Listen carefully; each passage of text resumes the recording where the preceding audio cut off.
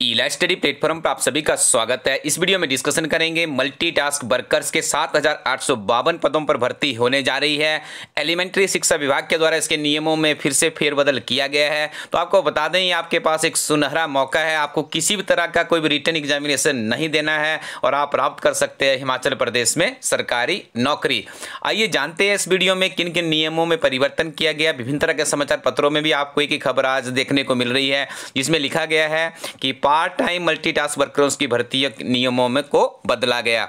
इसकी officially notification भी जारी कर दी गई है। ठीक है जी, तब आइए समझते हैं इसमें क्या क्या नियम यहाँ पे बदले गए हैं।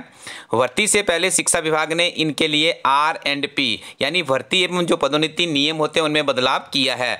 साक्षात्कार में अंकों के लिए अभ्यर्थी के घर से स्कूल की दूरी तय की गई है। सरकार की स्वीकृति के बाद सचिव शिक्षा राजीव शर्मा की ओर से इसकी अधिसूचना जारी कर दी गई है। विभाग ने दिव्यांग श्रेणी के अभ्यर्थियों के लिए भर्ती प्रक्रिया में 3 अंक आरक्षित किए गए हैं। ध्यान से सुनिएगा, जो ये भर्ती प्रक्रिया है जिसमें जो फिजिकली हैंडीकैप्ड श्रेणी के अभ्यर्थी है उनके लिए 3 अंक यहाँ पर आरक्षित किए गए हैं। सीधी भर्ती और करुणामूलक आधार पर दोनों में इसका फायदा मिलेगा। देखिए, जो आपकी करुणामूलक आधार पर भर्ती होती है, जैसे कंपनसेंट्री ग्राउंड पे जो रिक्रूटमेंट होगी और डायरेक्ट रिक्रूटमेंट होगी, इसमें 3% जो यहाँ 3 अंक जो आरक्षित रखे गए हैं वो दिव्यांग श्रेणी के अभ्यर्थियों के लिए रखे गए हैं। पहले तैयार किए गए नियमों में ऐसा प्रावधान नहीं किया गया था, तो ये आपने अच्छे से समझ लिया, ये परिवर्तन इसमें किया गया। पार्ट टाइम मल्टीटास्क वर्कर्स की भर्ती के लिए STM की अध्यक्षता में एक कमेटी बनेगी।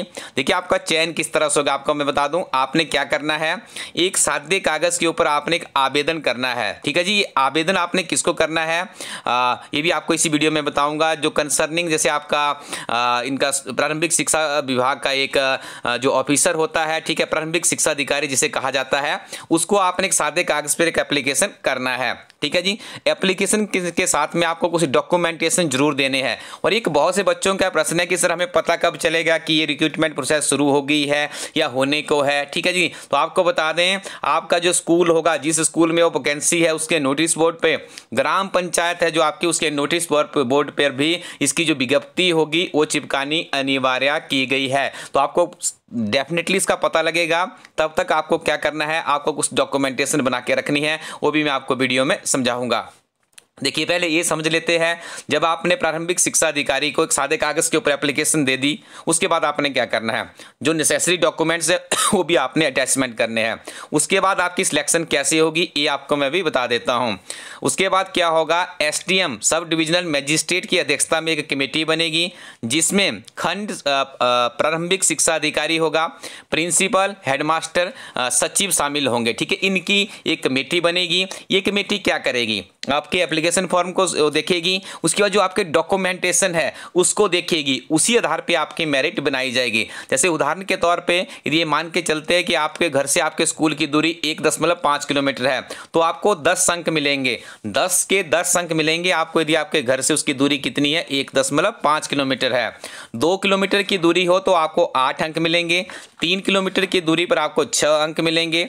4 किलोमीटर की दूरी पर 4 अंक और 5 किलोमीटर या इससे अधिक की दूरी पर 2 ही अंक दिए जाएंगे। साक्षात्कार के लिए अंकों के निर्धारण में बदलाव किया गया है। सचिव शिक्षा राजीव शर्मा ने कहा कि भर्ती पदोन्नति नियमों में कुछ बदलाव किया गया है। ठीक है, जो आपको बता दिया गया यहाँ पर। तो ये अभी देखिए, ये प्रोसेस है यहाँ पे। इसके बाद आपको जैसे आप लैंडलेस है, नो एम्प्लॉइज फैमिली से संबंध रखते हैं, EWS कैटेगरी से है या कोई विडो है, तो या कोई कास्टिज्म किस कास्ट से होगा, तो उनके लिए भी देखिए डिफरेंट तरह की यहाँ पे वो व्यवस्था की गई है। इसके लिए आप हमारा पीछे का वीडियो बनाया है हमने, या आप सिंपली हमारे एजुकेशनल ऐप को इंस्टॉल कर लीजिएगा। आपको गूगल प्ले स्टोर पर जाना है, उस एजुकेशन इलाइट स्टडी टाइप कीजिएगा, एजुकेशनल ऐप इंस्टॉल कीजिएगा। वहाँ पर भी आपको एक जॉब्स एंड नोटिफिकेशन में एक कंप्लीट इन्फॉर्मेशन मिल जाएगी। वहाँ पे हमने पूरा का पूरा एनालिसिस निकाला किस तरह से आपकी सिलेक्शन होगी। तो आप तैयार रहिए, अपने डॉक्यूमेंट बनाते रहिए। जैसे ही कोई अगला अपडेट आएगा आपको इस यूट्यूब चैनल पर अपडेट कर दिया जाएगा। यदि आप हिमाचल प्रदेश की किसी और नौकरी की भी तैयारी कर रहे हैं तो आप अपने हिमाचल प्रदेश सामान्य ज्ञान को, हमारी टीम के द्वारा एक किताब तैयार की गई है, हिमाचल प्रदेश एक समग्र अध्ययन। इस किताब के साथ में आप अपनी तैयारी को आगे बढ़ाइएगा। इलाइट स्टडी प्लेटफॉर्म के डे टू डे के करंट अफेयर्स की किताबें भी आती है, आप इन किताबों के साथ भी अपनी तैयारी को आगे बढ़ा सकते हैं। और GIT की बहुत बड़ी परीक्षा हमारे इस प्रदेश में होने जा रही है।